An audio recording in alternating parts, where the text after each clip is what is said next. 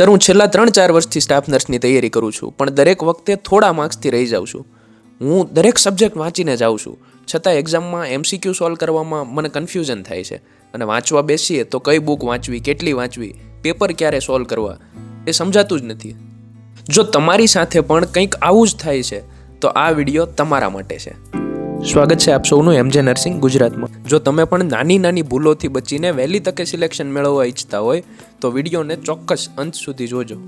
તો વિડીયોમાં સૌપ્રથમ આપણે વાત કરીશું કે કઈ બુક્સ વાંચવી. તો ઘણા બધા વિદ્યાર્થીઓનો આ પ્રશ્ન રહેતો હોય છે કે અમે કઈ બુકમાંથી તૈયારી કરીએ. તો આપણે જ્યારે તૈયારી કરવા બેસીએ ત્યારે આપણી નજર સામે ઘણી બધી બુક્સ આવે, જેમ કે ટાર્ગેટ આઈ, PR યાદવ, NCLEX, GNM કે BScની થિયરી બુક્સ. તો આમાંથી સાહેબ મારે કઈ બુક વાંચવી? તો જો તમારો ગોલ સ્ટેટની ભરતી છે, જેમ કે તમે COH, GPSSB કે મ્યુનિસિપલ કોર્પોરેશન સ્ટાફ નર્સ માટે તૈયારી કરો છો, તો ટાર્ગેટ આઈ તમારા માટે એક સારામાં સારો વિકલ્પ છે, કારણ કે તેમાં જૂના પેપર્સના ક્વેશ્ચન પણ તમને મળી રહેશે. અને ટાર્ગેટ આઈના જે ગોલ્ડન પોઈન્ટ છે એ પણ જો તમે ધ્યાનથી વાંચશો તો તેમાંથી પણ પેપરમાં ક્વેશ્ચન્સ બનતા હોય છે.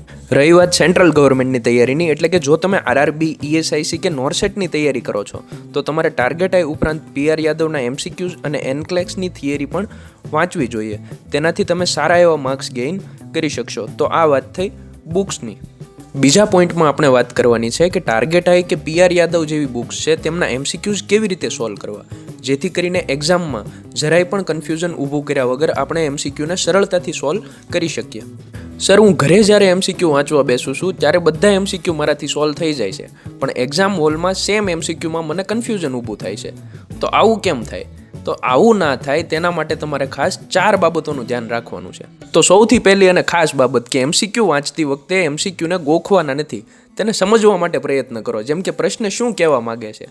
તમે જ્યારે MCQs વાંચવા બેસો છો તો એ MCQને તમારે ગોખવાનો નથી, તેને સમજવા માટે પ્રયત્ન કરવાનો છે કે મારી આંખ સામે જે પ્રશ્ન છે એ શું કહેવા માગે છે.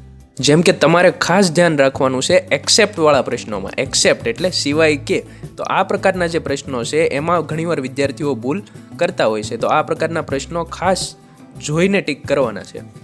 બીજી અને ખૂબ મહત્વપૂર્ણ બાબતની જો વાત કરીએ તો MCQ તમે જે પણ બુકમાંથી સોલ્વ કરો છો એ બુકમાં તમારે કોઈ પણ MCQનો આન્સર એ ટીક કરવાનો નથી, કારણ કે જો તમે એ આન્સરને ટીક કરતા જશો સાથે તો બીજી વાર જ્યારે તમે એ જ MCQ વાંચશો તો તમારું બ્રેઇન એ MCQને પ્રોસેસ નહીં કરે, જેથી કરીને જ્યારે બીજી વાર તમે MCQ વાંચશો તો તમે પોતાનું સેલ્ફ ઇવેલ્યુએશન કરી શકશો નહીં, કારણ કે દરેક વખતે તમારી સામે સાચો જવાબ ટીક કરેલો મળી જશે તમને. એટલે તમને જો તૈયાર મળી જશે તો તમારું બ્રેઇન છે એ મહેનત કરશે નહીં. એટલે બ્રેઇન પાસે આપણે મહેનત લેવાની છે. એટલે MCQનો કોઈ પણ આન્સર આપણે બુકમાં ટીક કરવાનો નથી. ત્રીજી મહત્વની બાબત છે ઓપ્શન એલિમિનેશન, એટલે કે તમે જે MCQ સોલ્વ કરો છો તેના ઓપ્શનને સમજો, કારણ કે 4માંથી 2 ઓપ્શન મોટે ભાગે એવા હોય કે જે જવાબમાં નહીં જ આવતા હોય. હવે વધ્યા 2, તો હવે તમારે ફક્ત આ 2 MCQમાંથી જ જવાબ સિલેક્ટ કરવાનો રહેશે, કારણ કે 2 તો તમે એલિમિનેટ કરી દીધા, અલગ કરી દીધા. ચોથી અને ખૂબ મહત્વપૂર્ણ બાબત કે જે પણ MCQ તમે વાંચો તેના તમામ option A, B, C, D તમામના અર્થને સાથે સમજતા જાઓ. એટલે તમારે એક MCQમાંથી કેટલા MCQ તૈયાર થશે? 4 MCQ તૈયાર થશે. એટલે એક્ઝામિનર જો ત્યાંથી પણ MCQ બનાવીને પૂછશે તો એનો આન્સર તમને આવડતો હશે.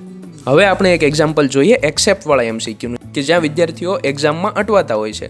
તો તેનું એક એક્ઝામ્પલ છે the following are functions of a nurse in patient care accept.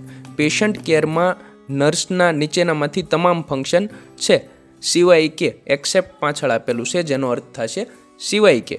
તો જોઈએ, ઓપ્શન A આપણને આપેલો છે monitoring vital sign, option B આપેલો છે એડમિનિસ્ટરિંગ મેડિકેશન્સ, ઓપ્શન C આપેલો છે ડાયગ્નોસિંગ ડિઝીઝ ઇન્ડિપેન્ડન્ટલી અને ઓપ્શન D આપેલો છે પ્રોવાઇડિંગ પેશન્ટ એજ્યુકેશન.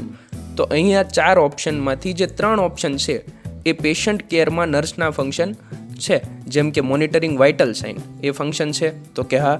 એડમિનિસ્ટરિંગ મેડિકેશન એ પણ ફંક્શન છે. પ્રોવાઇડિંગ પેશન્ટ એજ્યુકેશન એ પણ નર્સનું ફંક્શન છે પેશન્ટ કેરમાં. જ્યારે ડાયગ્નોસિંગ ડિઝીઝ ઇન્ડિપેન્ડન્ટલી એટલે કે ડિઝીઝનો ઇન્ડિપેન્ડન્ટલી સ્વતંત્ર રીતે ડાયગ્નોસ કરવો એ નર્સનું ફંક્શન છે નહીં. તો એક્સેપ્ટ આપણને પૂછેલું હતું સિવાય કે, તો આ ફંક્શન એ નર્સનું નથી. તો આપણે જે નથી એ સિલેક્ટ કરવાનું છે. હવે વિદ્યાર્થીઓને ઘણીવાર પ્રશ્ન થતો હોય કે કેવી રીતે વાંચવું અને કઈ પેટર્નથી વાંચવું. તો જ્યારે પણ તમે પહેલી વાર વાંચો છો તો બુકને સમય આપો, 1 મહિનો 2 મહિના શાંતિથી બુકને વાંચો અને MCQને સમજો. એકવાર બુક આખી વંચાઈ જાય અને બીજી વાર વાંચવાની થાય ત્યારે એક ચોક્કસ ટાઈમ ટેબલને અંતર્ગત વાંચો. જેમ કે નર્સિંગના જે મેઇન સબ્જેક્ટ છે MSN, OBG, community health nursing, paediatric nursing, સાયકિયાટ્રિક nursing, fundamentals of nursing, તો આ તમામ વિષય જે છે એને પૂરતો સમય મળે એવા પ્રકારનું તમારે ટાઈમ ટેબલ બનાવવાનું છે. ટાઈમ ટેબલની જો વાત કરીએ તો તમે તમારું જે ટાઈમ ટેબલ છે વાંચવાનું એ કંઈક આ પ્રમાણે બનાવી શકો. જેમ કે પહેલાં જે સબ્જેક્ટ તમારે વાંચવાના છે એ છે fundamental of nursing, community health nursing અને સાયકિયાટ્રિક નર્સિંગ. તો હવે આ ત્રણમાંથી એક સબ્જેક્ટને ધ્યાને લઈને જો વાત કરીએ, ધારો કે ફંડામેન્ટલ ઓફ નર્સિંગનો સબ્જેક્ટ તમે વાંચવા બેસો છો તો તેના 100 MCQ તમારે સવારે સોલ્વ કરવાના છે અને 100 MCQ સાંજે સોલ્વ કરવાના છે. અને દિવસનો જે સમય છે એ સમય દરમિયાન તમારે ફંડામેન્ટલ ઓફ નર્સિંગની જે થિયરી છે એ વાંચવાની છે. એટલે તમે દિવસના ટોટલ 200 MCQ સોલ્વ કરશો. દિવસના 200 MCQ એટલે 5 દિવસના તમારે થઈ ગયા 1000 MCQ. જો આ પ્રમાણે તમે કન્સિસ્ટન્સી જાળવશો તો 5 દિવસની અંદર તમારો ફંડામેન્ટલ ઓફ નર્સિંગનો સબ્જેક્ટ થિયરી અને MCQ સહિત પૂર્ણ થઈ જશે. એવી જ રીતે તમે કમ્યુનિટી હેલ્થ નર્સિંગ અને સાયકેટ્રિક નર્સિંગમાં પણ કરી શકો. એટલે ટોટલ 15 દિવસની અંદર તમારા 3 સબ્જેક્ટ કવર થઈ જશે. હવે વાત કરીએ OBG અને પીડિયાટ્રિક નર્સિંગની, તો તેમાં પણ તમારે સેમ પેટર્ન ફોલો કરવાની છે. 100 MCQ સવારે, 100 MCQ સાંજે અને દિવસના સમયમાં થિયરી. એટલે 5-5 10 દિવસની અંદર તમારા બંને સબ્જેક્ટ કવર થઈ જશે. તો આ આપણે જે ટોટલ સબ્જેક્ટ કવર થયા એ 15 દિવસમાં ફંડામેન્ટલ, CHN અને સાયકેટ્રિક નર્સિંગ, જ્યારે બીજા 10 દિવસની અંદર OBG અને પીડિયાટ્રિક નર્સિંગ. તો આમ ટોટલ 25 દિવસની અંદર આપણા 5 સબ્જેક્ટ કવર થઈ જશે. તો નર્સિંગનો જે મેજર પોર્શન છે કે જ્યાંથી સતત ક્વેશ્ચન્સ પૂછાય છે એ 5 સબ્જેક્ટ આપણા તૈયાર થઈ ગયા. હવે 5 વિષય ઉપરાંત જે સબ્જેક્ટ આપણી પાસે બચ્યો એ છે medical surgical nursing. Medical surgical નર્સિંગને આપણે સિસ્ટમ વાઇઝ વાંચવાનું છે. એટલે કે 2 દિવસમાં તમારે એક સિસ્ટમ પૂરી થાય એ રીતે તૈયારી કરવાની. એટલે જો મેઇન જે સિસ્ટમ છે કે જેમાંથી ક્વેશ્ચન્સ પૂછાય છે, જેમ કે cardiovascular system, musculoskeletal system, urinary system, nervous system, endocrine system, gastrointestinal system, ophthal, ENT, male reproductive system અને રેસ્પિરેટરી સિસ્ટમ. તો આ તમામ એવી સિસ્ટમ છે કે જેમાંથી કન્ટિન્યુઅસ ક્વેશ્ચન પૂછાતા હોય છે. તો આ જે 10 સિસ્ટમ છે તેને તૈયાર કરતાં તમારે 20 થી 25 દિવસ જેવો સમય લાગશે. તો આટલો સમય જો તમે મેડિકલ સર્જિકલ નર્સિંગને આપશો તો તમારું મેડિકલ સર્જિકલ નર્સિંગ અહીંયા પૂરું થઈ જશે.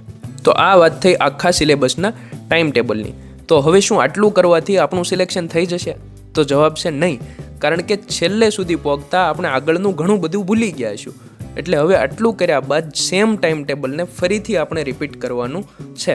અને એક્ઝામ પહેલાં તમામ સબ્જેક્ટના જે MCQ છે એ તમારી આંખ સામેથી 5 થી 6 વાર પસાર થયેલા હશે તો જ તમને MCQમાં એક્ઝામમાં કન્ફ્યુઝન નહીં થાય. હવે વાત કરીએ એ પ્રશ્નની જે વિદ્યાર્થીઓ ઘણીવાર પૂછતા હોય છે કે સર મારે જૂના પેપર્સ ક્યારે સોલ્વ કરવા? તો હવે જ્યારે તમામ સિલેબસ તમે કવર કરી લ્યો છો, તમારી બુકમાંથી તમે થિયરી પણ વાંચી લીધી, MCQ પણ સોલ્વ કરી લીધા, તો ત્યારે હવે સમય છે જૂના પેપર સોલ્વ કરવાનો. કારણ કે જૂના પેપરમાંથી ઘણી બધી વાર પ્રશ્નો રિપીટ થતા હોય છે. હવે એક વસ્તુ આપણે હંમેશા યાદ રાખવાની છે કે ફક્ત થિયરી વાંચવાથી ક્યારેય એક્ઝામમાં કોન્ફિડન્સ નહીં આવે. થિયરીની સાથે સાથે તમારે વધારે ને વધારે MCQ સોલ્વ કરેલા હોવા પડશે. એટલે જો MCQs વધારે ને વધારે સોલ્વ કરશો તો એક્ઝામમાં કન્ફ્યુઝન પણ એટલું ઓછું થવાના ચાન્સ રહેશે. હવે જો તમે પણ વધારે MCQ સોલ્વ કરવા ઈચ્છતા હોય અને તમારી તૈયારીને વધારે વેગ આપવા માંગતા હો તો અમારી ટેલિગ્રામ ચેનલ પર ડેઇલી રાત્રે 10 વાગ્યે અલગ અલગ સબ્જેક્ટની ટેસ્ટનું આયોજન થતું હોય છે, જેની લિંક અમે તમને ડિસ્ક્રિપ્શનમાં આપી દઈશું. તો આ ટેસ્ટ એકદમ ફ્રી છે, કોઈ પણ પ્રકારનો ચાર્જ નથી. જેમાં અમે ગુજરાત સરકાર અને કેન્દ્ર સરકારની જે પણ નર્સિંગને રિલેટેડ ભરતીઓ આવે છે કે કોઈ પણ પ્રકારનું લેટેસ્ટ અપડેટ આવે છે તો તેને રિલેટેડ કન્ટિન્યુઅસ માહિતી મૂકતા હોઈએ છીએ. હવે છેલ્લે વાત કરીએ નેગેટિવ માર્કિંગ, એટલે કે 0.33 કે 0.25 જે પ્રશ્ન ખોટો પડવાના લીધે કપાયા છે અને તેના લીધે જો તમારું સિલેક્શન અટકે છે તો સાહેબ તેનું શું નિરાકરણ છે? તો તેના માટે તમારે પહેલાં તો એક્ઝામમાં પેપર જ્યારે તમારા હાથમાં આવે એટલે એકવાર આખું પેપર ધ્યાનથી જોવાનું છે. તો પહેલાં ફક્ત એવા જ પ્રશ્નો ટીક કરો કે જેમાં તમને 100% શ્યોરિટી હોય. જેમ કે 100 માર્ક્સનું જ્યારે પેપર આપણા હાથમાં આવે અને એમાંથી 70 માર્ક્સનું એવું છે કે જે મને 100% આવડે છે, 100% હું શ્યોર છું કે અહીંથી મારો પ્રશ્ન ખોટો નહીં પડે, તો પહેલાં એ 70 પ્રશ્નોને ટીક કરો અને બાકીના જે 30 પ્રશ્નો વધ્યા એમાં એવા પ્રશ્નો શોધો કે જેમાં તમને કોઈ પણ ફક્ત 2 વિકલ્પો પૂરતું કન્ફ્યુઝન હોય કે A અને B અથવા C અને D પૂરતું જ કન્ફ્યુઝન હોય. તો આવા પ્રકારના જે પ્રશ્નો છે કે જેમાં ફક્ત 2 વિકલ્પો પૂરતું કન્ફ્યુઝન છે, તો એ પ્રશ્નોમાં તમે થોડું રિસ્ક લઈ શકો. જ્યારે એવા પ્રશ્નો છે કે જેમાં તમને ખ્યાલ જ નથી કે તમારી સામે કોઈ દી એ પ્રશ્ન આવેલો જ નથી, તો એવા પ્રશ્નોમાં તમે E ટીક કરો, જેથી તમારું નેગેટિવ માર્કિંગ પણ ઓછું થશે. તો આ આપણે વાત કરી એક્ઝામની તૈયારી અને એક્ઝામમાં પાસ થવા માટેની પેટર્ન્સની. જો આ પેટર્ન્સ તમે ફોલો કરશો અને સાથે સાથે કન્સિસ્ટન્સી રાખશો વાંચવામાં, તો તમારું સિલેક્શન 100% થશે. જો આ વિડીયો તમને પસંદ આવ્યો હોય તો અમારી ચેનલને લાઇક, શેર અને સબસ્ક્રાઈબ કરો. અને આપણી ટેલિગ્રામ ચેનલની લિંક પણ ડિસ્ક્રિપ્શનમાં આપેલી છે, તો ચોક્કસથી ટેસ્ટ દેવા માટે ત્યાં પણ તમે જોડાઈ જજો. નર્સિંગને રિલેટેડ કોઈ પણ પ્રકારની અપડેટ માટે બન્યા રહો MJ નર્સિંગ ગુજરાત સાથે.